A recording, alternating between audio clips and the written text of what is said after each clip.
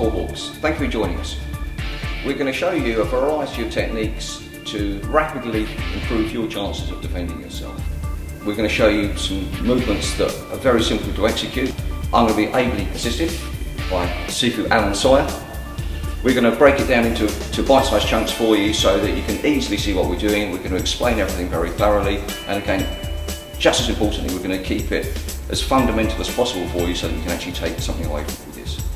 The starting position is going to be your hand position and a little bit your body position in relation to the other person. Just to show clearly, you know, in perhaps more of a situation, if I borrow Sifu Alan and he comes forward, that if, say, he was the aggressor of the two of us, and I feel at all threatened, you know, this really isn't the way to try and deal with it. Or, equally,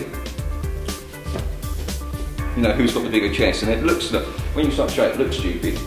However, look at most of the confrontations that guys go through, it's something along those lines. And if a guy invades a woman's space, it's usually something a little closed.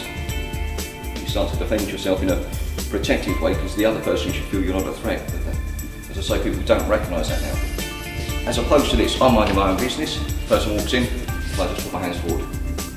Your hands are controlling his area now. So this is the ultimate thing, you feel in control of yourself. I can't control the person in front of me. I haven't got telepathic powers to say, you know, he can't do this or can't do that, but I'm already making a forward advance slightly tricky for him. Now if he knocks my arm out of the way, I replace it. There's none of this, he knocks my arm, and I try and no, I'm going to hold my position.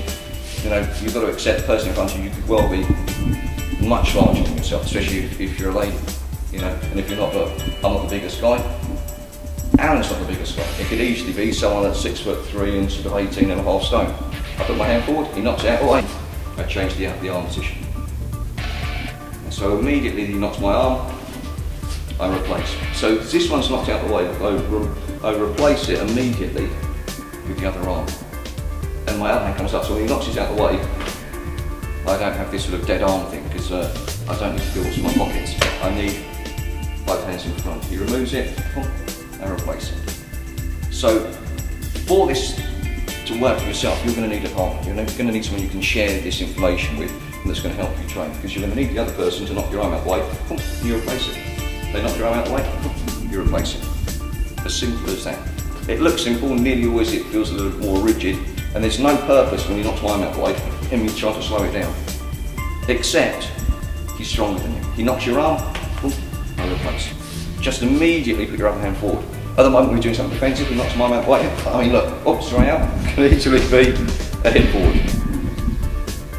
Can easily be a hit forward. It doesn't have to be that I replace, but you want the option there, because you know most things we're going to go to a public place, you perhaps want to calm it down. If it's not such a public place, you feel that your life is threatened or it's going to immediately escalate. There's nothing wrong with you being a little more proactive in your defence.